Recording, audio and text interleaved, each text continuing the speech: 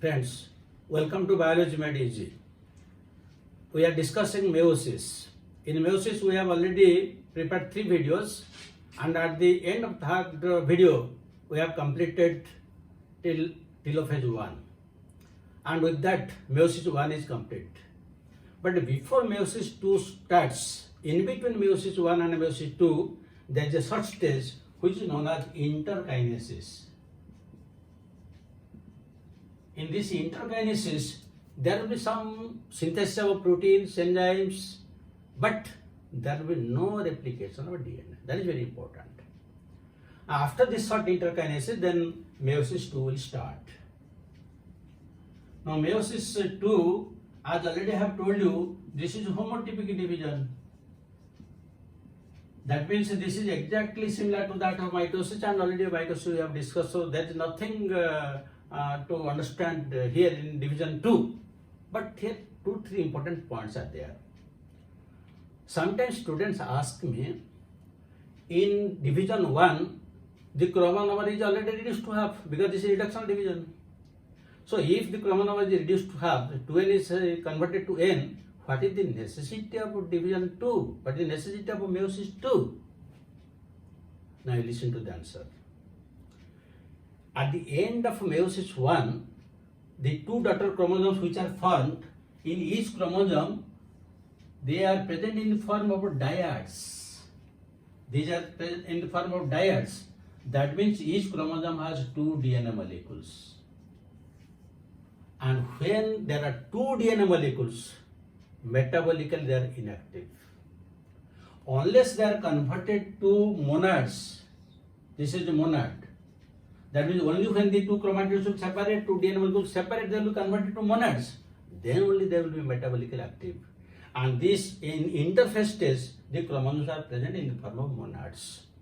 So the main purpose of division 2 is to convert the dyads into monads. That is the main purpose.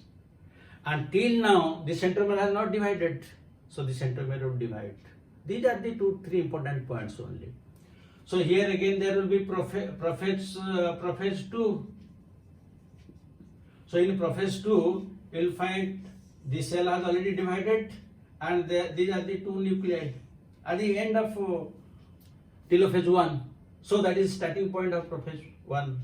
So here, like the normal prophase 1, the chromosomes will be there.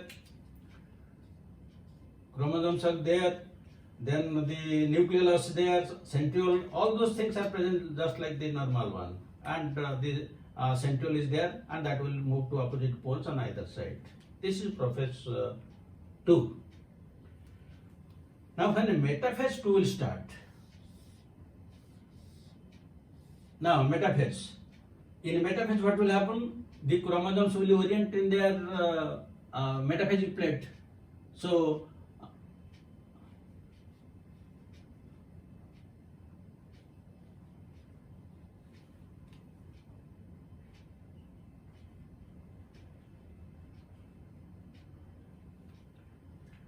now you see, this is the orientation.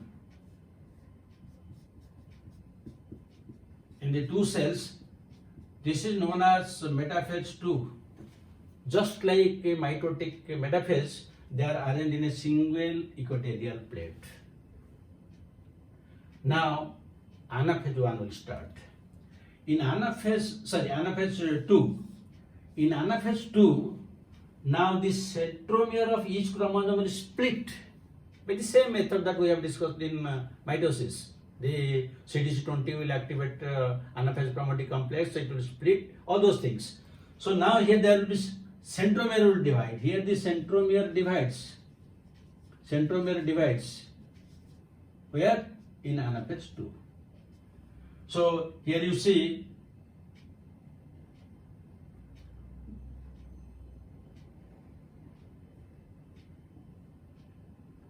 this is one, then this is the other one. Similarly, in this side, we'll get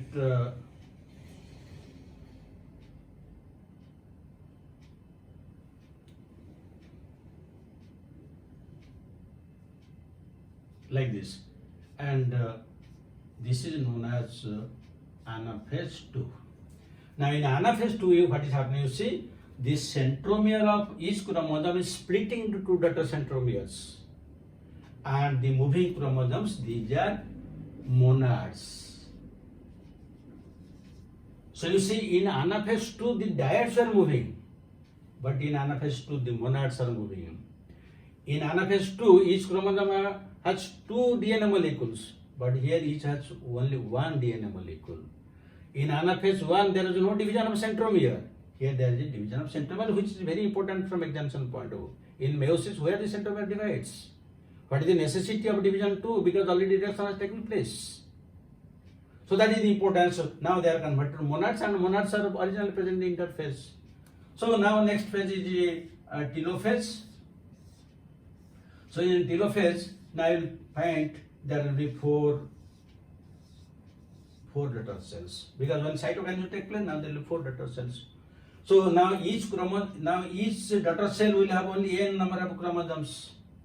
So if originally there was a 2C value, then in S phase it was 4C, metaphase 1 4C, but in anaphase 1 reduction 2C, then telophase 2C, then prophase 1 2C, then a metaphase 1 2C, then in anaphase 1 CC moved to, so now each side is CC. So these two are telophase 2, anaphase 2, and these two are prophase 2 and metaphase 2, and these two are telophase 1, anaphase 1, while this is metaphase 1, this is prophase 1, and this is G1, and here you will get S and G2, here also you will get 4C, 4C. So here sometimes questions are asked. If in a gamete there is 5 picograms of DNA, then at what time it will be 10, at one time it will be 20, at what time it will be 15, all these things it will be asked. And unless your concept is clear, you will not be able to answer those questions. When it is becoming double, when that means twice the DNA, the chromosome will be split once, so 4C converted to C. Then when it is converted to monads, again the DNA molecule separated, so again that is CC, so each one there will be CC. So these are the different types of questions. Now what is the significance of this meiosis? The main significance of meiosis is to restore the chromosome number in an organism. So you take the case of human beings. In human being 2n is equal to 46. So when the gametes are produced, 2n is equal to 46. So due to meiosis, n is equal to 23. N is equal to 23. So when the paternal side 23 and maternal side 23, again they are combining together, again it is becoming 2n is equal to 46. That means the original chromosomes is restored. That is one of the main characteristics of meiosis. That is generation after generation is maintained. The second important is it leads to crossing over recombination. Crossing over or recombination, which is the main region of genetic diversity. Genetic diversity, this is one of the main regions, because you see when in packeting stage, when there is crossing over, there is a reshuffling of genes, that is paternal, maternal characters are reshuffled. Again, there is a second place where the exchange is taking place, that is metaphase 1. In metaphase 1, there is a orientation of chromosomes takes place in different ways, giving rise to millions and billions types of genetic diversity due to independent assortment. So, two types.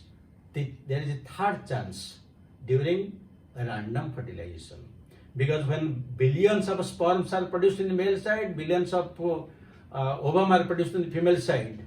So, what is the chance of their fertilization? Again, random. That means these are the three places.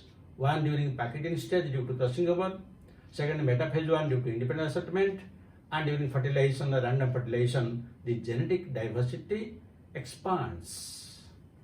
So these are the main significances of the meiosis. Then I will give you one question.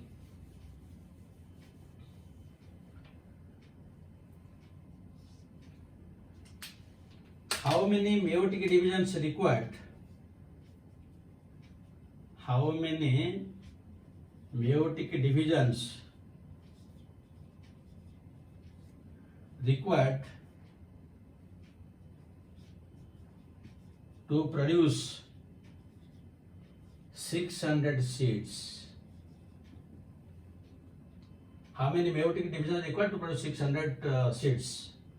So A choice 400, B choice 600, C choice 750, D choice you can write 800.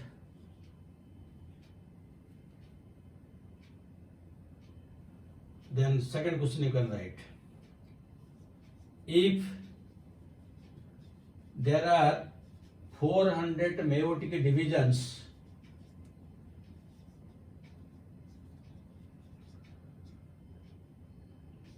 how many seeds should be produced? How many seeds will be produced? A choice 200, B choice 320, C choice 400, D choice 600. You can take a third question.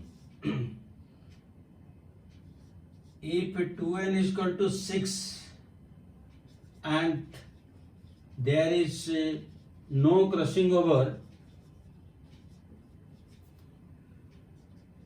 then how many types of gametes will be produced? A choice 4, B choice 6, C choice 8, D choice 16. And we have discussed all these things during our discussion. And here some knowledge from the reproduction chapter is, plant reproduction chapter is required. You will be able to answer all those questions. These are very, very vital questions from all examination point of view. So thank you very much for watching the entire meiosis, and thank you very much. Have a good day.